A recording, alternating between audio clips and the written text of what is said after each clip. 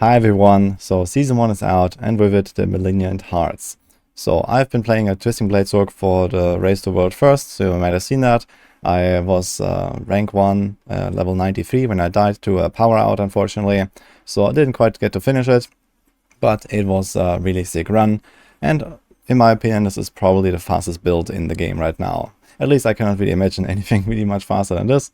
The expected time 1 to 100. With an arm grind would be something like 55 hours or so.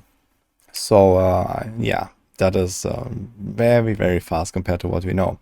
But it's also due to some of the experience buffs that we have gotten lately. In general, experience is just way faster. But there are some things that changed how to build. So Twisting Blades is what I played originally for the first hardcore race on launch. And now I played a bit of an alternative setup here. So back then I was running with Death Trap, which is still a viable build. But this time I wanted to go without the traps entirely. So I already changed the setup a little bit before the season started. I removed the traps entirely and went with a pure Twisting Blades build with 2 Imbuements instead. Starting out with Poison and Shadow, and then later switching to Shadow and Cold. Now the reason for that is that eventually you just get so powerful that everything dies really, really quickly, and the Poison never really does anything anymore. So this is kind of the problem with Poison Imbuement. It's only really useful when combat is relatively slow, which it is like early on when you're like level 10, 20, 50, something like that. Poison does do a good job, but then later on when you just basically one-shot everything, there's no reason to have it. So you can see this here in my different setups. I have these made here in the planner. I also have the updated Maxwell Twisting Blades guide that I already updated before the season started to exactly this setup. So the endgame version is the cold imbuement, and like the earlier game version is with the poison imbuement. There's not really that much else that changes. So there are these different progression steps you can see here, and it explains the different setups. You can see here's the poison imbuement, and then once you progress further into the end game, become stronger, you can go with the cold imbuement there. And then later on you have the best in slot setup. Outside of this, it's still the same good old Twisting Blades rogue, so you try to stack a lot of energy recovery and energy cost reduction, for example on amulet rolls, and then the ravenous aspect, the umbro aspect, etc. And you can just spam Twisting Blades all day long with inner sight. You should basically never really have to use your generator. The puncture is still there sometimes to apply vulnerable and to maybe in long fights generate a bit of resources, but it's kind of unnecessary. The main thing you do is just like hold down right click, and then you just like try to attack different targets one by one, have the blades come after you and hit everything in their path, and then you have the spinny blades that come from the blade dancer aspect for Twisting Blades that basically decimates everything around you, especially the small targets. So it's a very well-rounded build. It goes really fast with dash and shadow step together in the build, and then you have the shadow imbuement to blow up the big packs. Early on is also very helpful for the energy recovery with the consuming shadows passive. And then you have the poison imbuement to help you out with those elites and bosses, or later on the cold imbuement to do the same, just faster. One advantage of cold imbuement is that it chills and freezes, but that's actually not really the big thing here. It is this upgrade here where you get 20% extra damage for those 2 imbued attacks, or even double that, so 40% when they are frozen. And then when you have something like the corruption aspect in your build, you actually increase this effect even further. So with 40% extra potency from corruption, this 40% extra damage actually becomes 56% extra damage when the target is frozen. And that also helps you to trigger Frigid Finesse early on, even without the Penitent Griefs. But later on, when you have Penitent Griefs, you definitely want to have Frigid Finesse, or even before that, when you have the Cold Imbuement, it's already kind of worth taking it. So you have even bigger bursts, and you deal something like, around double the damage or so when you're bursting down an elite that is frozen, compared to this poison imbuement stuff. You can also find all these points explained further in this guide, so I recommend you to go check it out. And we also have this Season 1 Malignant section here. So this is also part of our Maxwell guide. Right here after the intro, we have like a huge section that explains what is happening. For the Eternal Realm players, generally you can't use them, but basically all of our builds are also just working without them. Most of the builds didn't really change significantly. There are some exceptions, I guess. But for the Twisting Blades rogue, there is also one heart in particular that changes things quite a bit, which is the Barber. So you can see this here. There's a little headline with some explanation. But there are a bunch of hearts that are kind of useful here. I want to talk about them first. So one thing I would always run is Revenge. Just flat 20% damage reduction. You don't care about the proc. Then we have Dark Dance. It's just one free attack with extra damage every 5 seconds. This helps a lot with resource management. I was actually able to relatively comfortably run without the Umbral Ring, just using this heart and some energy cost recovery from Ravenous and these kind of things. And it was actually fine. Umbral is still kind of nice because there's not really that many like good legendary powers anyway in terms of offense. And you can just have it for like even more consistent energy recovery, but it's actually not even required. And then we have some other things like Wild Apothecary for the Imbuements. Malignant Pact can give you some attack speed and more resources and a barrier. And you can also run the Creeping Death here if you run a poison variant and you stagger bosses really fast. But this is probably more for endgame for like Uber Lilith and these kind of things. But the big one here is the Barber. So this is one that actually changes how you play this build a little bit. And the way this works is that you crit a target for the first time, and then it kind of eats up all of your future attacks for a few seconds, and then it goes boom.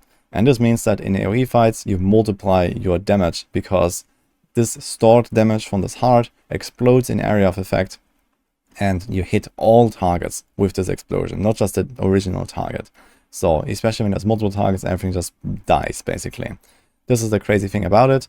But it also changes the build a little bit. Because this eats up all of your attacks, you cannot actually apply certain on-hit or on-crit effects. For example, Accelerating Aspect is kind of hard to proc because you need a crit with a core skill. And most importantly, Vulnerable is very difficult to trigger because your Puncture doesn't actually hit the target and doesn't actually deal damage and trigger your Vulnerable. And even the Exploit Glyph sometimes does not work. So it only works if you non-crit first and then you crit afterwards to trigger the Barber. Then you get those effects, but this is obviously not very consistent. But the thing is that with this Barber, your AoE damage is going to be so significantly increased that you don't really care about your vulnerable uptime being a bit scuffed, and it's mostly just about figuring out how to kill the bosses. So this is what I did here with Concealment. So a lot of people are asking me why Concealment, and the answer is it's for the vulnerable. So Concealment gives you a guaranteed 6-second vulnerable. So what I usually did is I attacked the boss, and then after 3 seconds, the exploit glyph would run out. So you get this effect first for the first hit. And then I would press Concealment and would have another 6 seconds of vulnerable. And well, vulnerable giving me like triple damage or so. This is obviously very powerful and allows you to generally kill bosses in sub 10 seconds with this combo. So another thing that I did is when I felt a bit weak, I actually switched to combo points for the boss. So I would go and attack and then do like this 3-to-1 rotation with Puncture and Twisting Blades, so that I don't run out of energy and that I just have a bit more DPS. Because at this stage my character was basically invincible and I was like one-shotting everything. You can see this here, these packs just blow up. There's no reason to really do anything with Imbuements at all against these elites most of the time. I did keep the Shadow Imbuement to sometimes speed up those AoE fights a little bit and also to apply Vulnerable, so Shadow Imbuement can apply Vulnerable. And like this I would sometimes just like explode entire screens basically with the Barber explosions and the Shadow Imbuement explosions at the same time. And then the only real difficult part was the boss in the end sometimes, where I would sometimes like waste like 10 seconds or so to kill them. But that's still an okay time to kill, considering how fast this build is and everything else. You can definitely play some variations of this. You can also play the same thing with Poison Imbuement. I tried that out a little bit, so this can also help to speed up your bosses. If you are really struggling with them, then this might be an option. Just switch all the points from Shadow to Poison, and that will probably just work fine. Or you could even consider some extreme measure like Rapid Fire. So similar to the Flurry Rapid Fire build, you could play combo points, Rapid Fire against the boss, and probably kill them pretty fast as well. Another really neat advantage of the Barber Heart is that it also triggers Consuming Shadows. So this is your energy regeneration passive. When you deal shadow damage, apparently this explosion is shadow damage and constantly triggers this Consuming Shadows. So you can have like basically full energy all the time when you're in AoE combat. And this is another reason why you can drop Umbral. So this just makes resource management really easy against everything that is not bosses. If you have the option to choose between multiple Barber Hearts, I would say you should go for the one that has the lower timer, because you have to wait at a minimum this amount of time for enemies to die, and generally you want to not wait really. So I think that 2.0 seconds is the best here, and 4.0 is only good if you're doing like very difficult content, maybe in like high tiers, or maybe against Lilith or something like that. This might be an option, but for farming, you definitely want a shorter timer. And lastly, how to level this build. I have some clip here from when I was level 45. So this was like, a few hours after start. And you can see here that the pace is a bit slower, the poison is actually doing some work. So this is kind of the pace where poison is still useful, because stuff doesn't really die instantly at this early stage in the game, but then later on you just speed up more and more.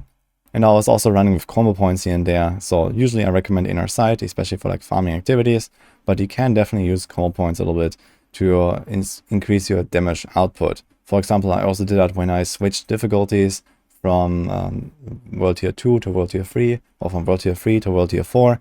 Combo points just gives you a bit higher damage output for the energy that you spend, and this allows you to actually deal with those higher level monsters a bit more easily. So whenever you feel a bit weak, you can do that switch, and then when you're strong enough, you can just run with inner sight again, and it's going to be a lot smoother, and you just hold right click for the most part. Eventually, I want to update the maximum leveling guide at 1 to 50 for Twisting Blades to this variant as well. I just didn't get around to doing it yet before the season start. I was focusing on other things that had a higher priority. But yeah, I think this is pretty solid to level with. It was pretty fast.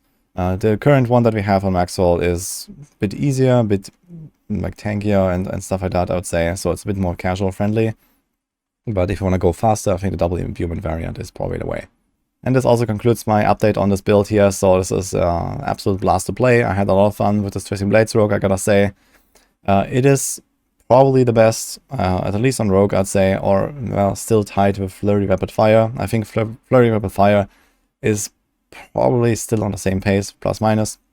So that was the case already before the season, and I don't think that anything really changed about that. Even with the Barber Heart probably helping Twisting Blades a little bit more, but there are some advantages of Flurry Rapid Fire as well. But in general, Rogue is a really powerful class. You don't need to play only this build, and you can actually apply some of those things from this video, like the Barber, to other builds as well. So this is kind of like a universal, strong heart that you can include in other builds as well. So I hope you enjoyed this video. I wish you good luck in the season. I can keep you updated with a lot more stuff to come. So stay tuned, and see you guys next time.